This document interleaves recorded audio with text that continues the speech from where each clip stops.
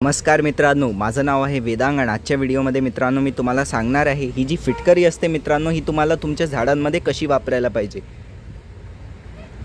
सगळ्यात पहिले पाहून घेऊ मित्रांनो फिटकरी टाकण्याचे फायदे काय काय असतात, अजून हे कोणत्या कोणत्या झाडाला टाकल्या गेली पाहिजे।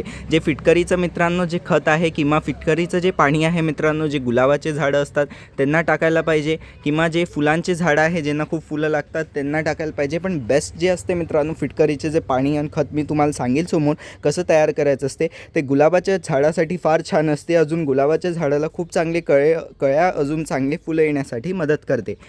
अजून मित्रांनो बाकी झाडांमध्ये पण तुम्ही वापरू शकता, सगळ्याच झाडांमध्ये सेफ आहे वापरणं। पण हे जे फुलांचे झाडं असतात ते, किंवा मित्रांनो जे बाकीचे झाडं असतात जसे भाज्यांचे वगैरे, किंवा सगळ्याच झाडांमध्ये मित्रांनो हे जे खत आहे तुम्ही वापरू शकता। आता याला कसं तयार करायचं असते मित्रांनो, असं फिटकरीचं जे तुकडा आहे ते याचे हलके हलकेसे असे तुकडे करून तुम्ही असे पॉटच्या असे वरती ठेवू शकता मित्रांनो, जे कुंड्या असतात त्याच्यावर। ही झाली स्टेप 1। किंवा मित्रांनो फिटकरीला आता याचं जे आहे याच्यात जास्त फायदा नाही मिळणार, जास्त फायदा मिळण्यासाठी फिटकरीचा आता तुम्हाला खत तयार करायला पाहिजे।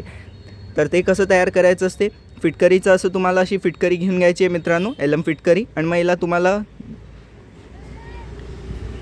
तुरटी, मग मित्रांनो ही जी तुरटी आहे किंवा फिटकरी तुम्हाला घेऊन घ्यायची आहे। आणि मग मित्रांनो एक कंटेनर घ्यायचा आहे, त्याच्यात तुम्हाला टाकायचं आहे याला। एखादी बादली वगैरे घ्या, आणि अशी एखादी बादली असेल 3 ते 4 लिटरवाल्या बादलीमध्ये मित्रांनो एवढा तुकडा तुम्हाला टाकायचा आहे। मग एवढं टाकल्यानंतर त्याला चांगल्याने डिझॉल्व करून घ्याल, 1 दिवसासाठी त्याला ठेवा। आणि जसंच मित्रांनो ही जी फिटकरी असेल मित्रांनो त्याच्यात चांगल्याने डिझॉल्व होऊन जाईल आणि फिटकरीचं जेव्हा पाणी तयार होऊन जाईल मित्रांनो, एक एक मग्गा घ्या आणि तुमचे जे सगळे झाडं असतील मित्रांनो त्यांना तुम्ही हे जे पाणी आहे ते देऊ शकता। आणि याने काय होणार मित्रांनो, जे आहे सॉईल जी आहे थोडीशी ॲसिडिक बनेल, थोडंसं याचं सॉईलचं जे pH आहे ते चांगलं बनेल मित्रांनो। आणि जे झाड आहे त्याच्यात खूप चांगले वाढतील आणि ते जे आहे झाडं आपले हिरवेगार होतील। तर फिटकरीचं पाणी नक्की वापरायचं आहे। आणि खूप लोकांचं काय असते मित्रांनो की ते झाडांना खतं तर खूप सारे टाकतात, पण त्यांच्या झाडाला तेवढे जास्त रिझल्ट्स नाही दिसत, तर ते pH जे आहे ते मातीचं खराब झालं आहे त्याच्यामुळे होत असते। तर त्याच्यासाठी तुम्हाला काय करायचं आहे, जसं मी सांगितलं फिटकरीचं पाणी ते टाकून द्यायचं आहे। फिटकरी पाणी टाकल्याने मित्रांनो जे pH आहे ते पण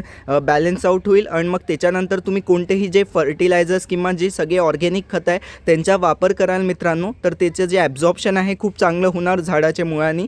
तर हे जे आहे फिटकरीचं जे फिटकरी किंवा तुरटीचं पाणी तुम्हाला झाडात नक्की वापरायला पाहिजे। तर आजच्या व्हिडिओमध्ये मित्रांनो मी तुम्हाला डिटेलमध्ये सांगितलं की ही जी तुरटी किंवा फिटकरी असते मित्रांनो तुम्हाला तुमच्या झाडात कशी वापरायला पाहिजे। कसा वाटला व्हिडिओ आवडला असल्यास व्हिडिओला लाईक करा, शेअर करा, माझ्या चॅनलला सबस्क्राईब करून बेल आयकन नक्की दाबून द्या।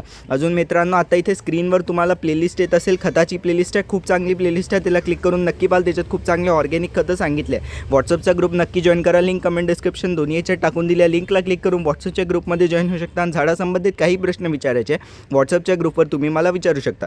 धन्यवाद।